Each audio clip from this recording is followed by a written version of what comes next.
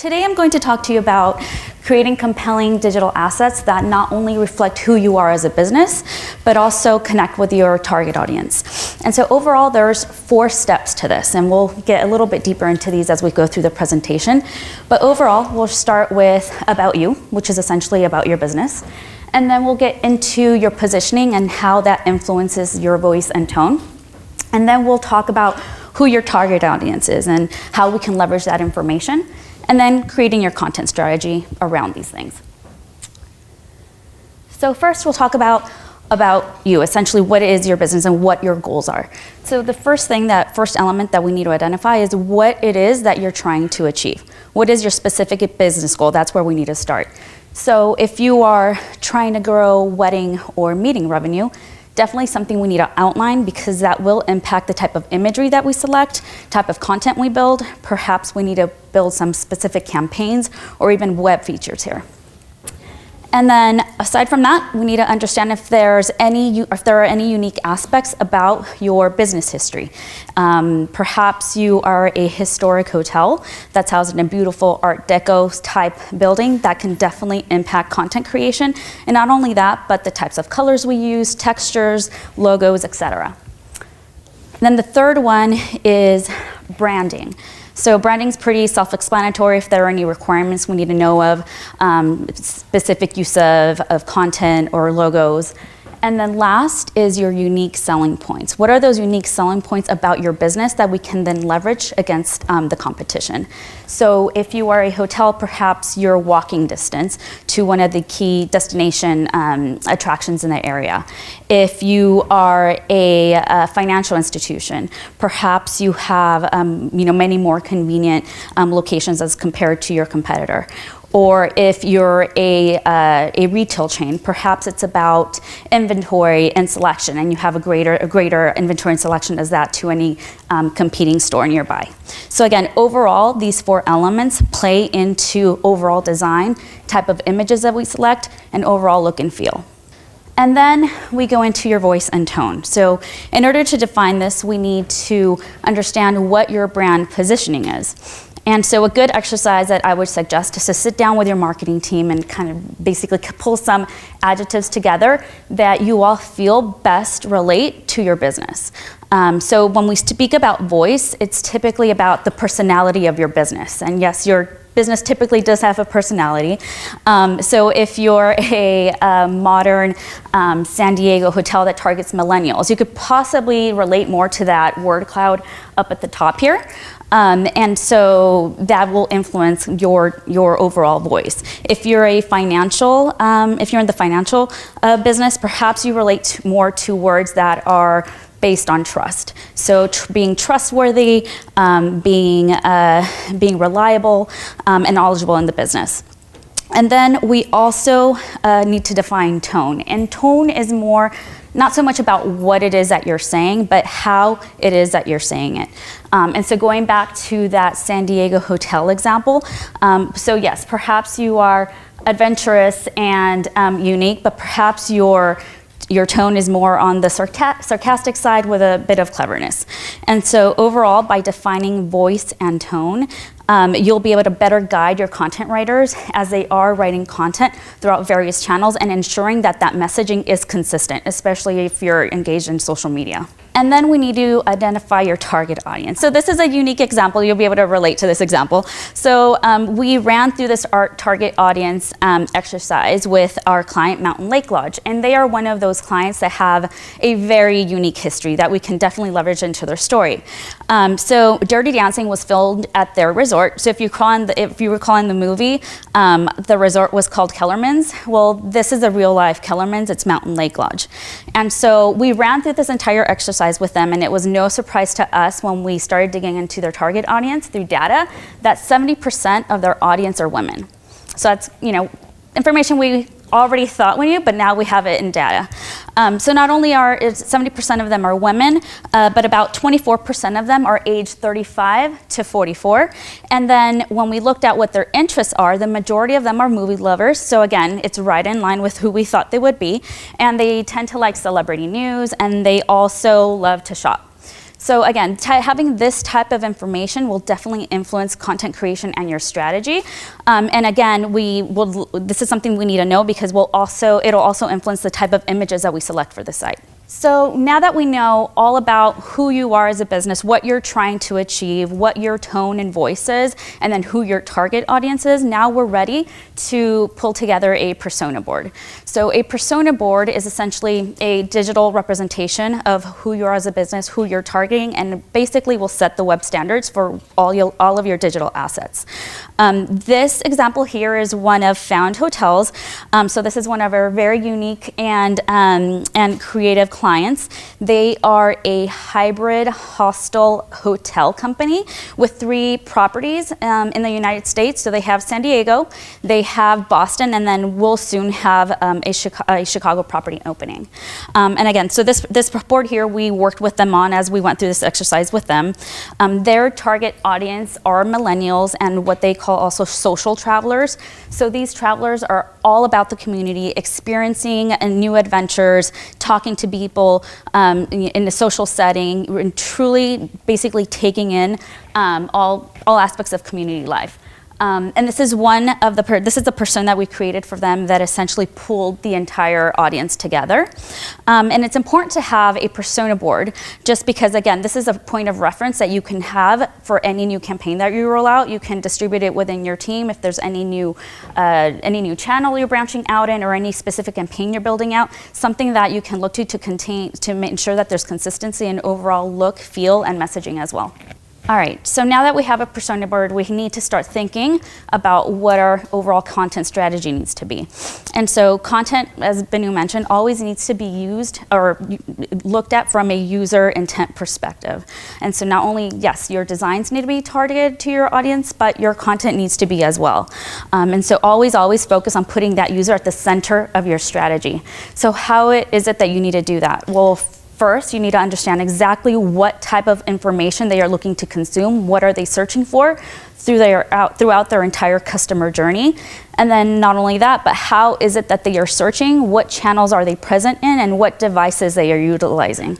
And by being able to provide them with relevant content through each and every one of those customer journey phases and meet them there, engage them through those steps, it's much more likely that you'll end up with higher conversions at the end of the day. And then we need to think through key topics. It's not so much about keywords, especially with the evolution of voice search. Topical content is what typically will bring the majority of the traffic and not a specific one keyword match. So how is it that we find out about popular topics in their area? Well, one as Benu mentioned, one big winning strategy that has worked for a lot of our clients is just talking to the people at the front of the line, right? Talking to our employees, our front desk employees, talking to retail managers, talking to branch managers, understanding what kind of frequently asked questions you're getting from your visitors, from your clients, and then building content around that to support it. So that's what's truly important here. One other comment I want to make about keywords, I don't want this to be misconstrued, is that keywords, it's not that they're not important, they very much are, but we need to think about what popular content is, there's demand around that, and also do keyword research to support that backing and utilize it in your strategy. So think topical, but then support with keywords. And topical and content absolutely does inspire engagement. This is a quick fact here. 67% of travelers will end up booking with a travel brand that does provide them with relevant destination information.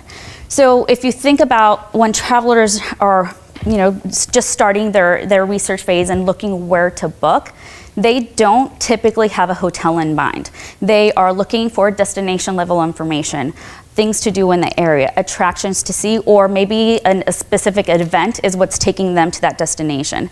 So it's very important to have that type of information on your site and be able to feed that when they're looking for it.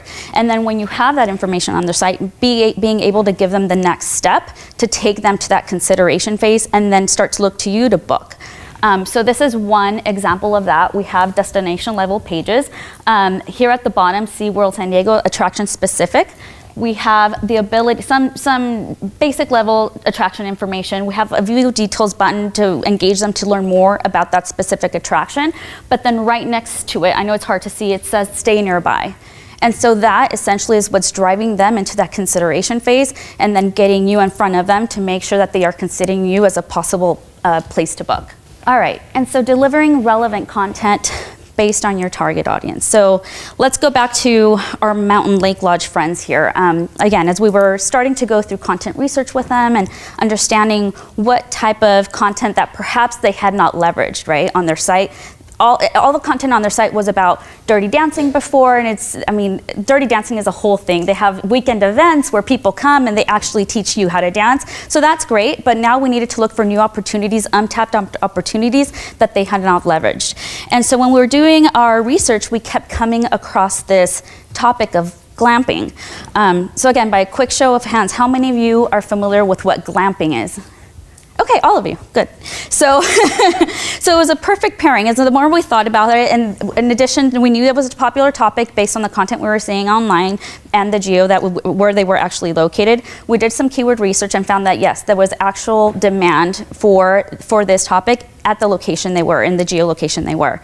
So not only was there a demand around the topic, it was also right in line with their target audience. 70% of them are women, and they are typically into this sort of activity.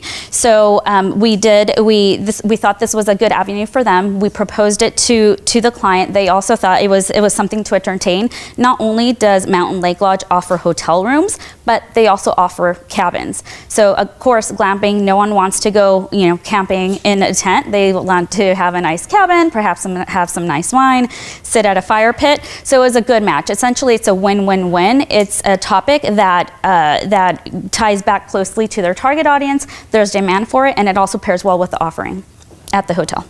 So we have one more example of this. This is a hotel that's near a outlet center, and so outlets are a huge key driver for them. A lot of their content was around the outlet center, but again, we wanted to look for opportunities that were not tapped in, that they had not tapped into before. And so as we were doing our research, we noticed that there was a lot of content around breweries. There were a lot of breweries in the area, a lot of events around the breweries as well. And so when we did the keyword research, again, it was something that was that was supported by the demand. And when we looked at their target audience, again, we seemed to think it was a perfect match. So the majority, or 21% of the folks that stayed with them, were between 25 and 34 years old. And not only that, but they were foodies. One of the profiles was that they were foodies. They left to go out to eat and then left to go out to drink. So we proposed this to the client, and they actually did create a bed and brew package where we were able to incorporate a lot of this information, a lot of the content, and they created an offering around that with one of the local breweries. And then in addition to that, we added a lot of frequently asked questions around the breweries, basically research that we found, to their FAQ module. And we dedicated an entire section of the FAQ module to everything from food and beverage in the area. And so now that we have a persona board, we have an approach to digital assets on the creative side, we have a strategy as well, we're ready to think about design. And so we need to first begin thinking about mobile. So a mobile first approach does in fact mean designing mobile first, but it also means putting the user at the center of your strategy for mobile and understanding exactly what they're looking for, as the intent on a mobile site is very different from a desktop. Now, the majority of us have brick and mortar, right? We have an actual location where we need to drive people to. And so we need to think about what are those elements that are most important for them. Those are the ones that need to be featured with the limited real estate. So one is absolutely having a map, being able to find the location from the mobile device. Two is making sure that you're showcasing your promotions, offers, and then not only that, all of the special attractions in the area. And then three is probably the most important one, is being able to click to call and book on the site, and being able to do that very effectively and easy. So again, mobile first is all about prioritizing the mobile experience and putting the user at the center of that strategy. And this example here, to go back to our found friends, is a inside landing page for the Chicago property. And this is the desktop version. So you can see it's much more, there's much more real estate to play with, obviously. We can create much more robust content, include much larger images, and just provide a bigger experience on desktop. And this is the home page for Found Hotels. And the reason why I wanted to showcase this is because I want you to see the correlation between the persona board and how much that persona board did in fact influence the final product, and how that will set a standard for all other digital assets so that there's unison across any channel that you engage in.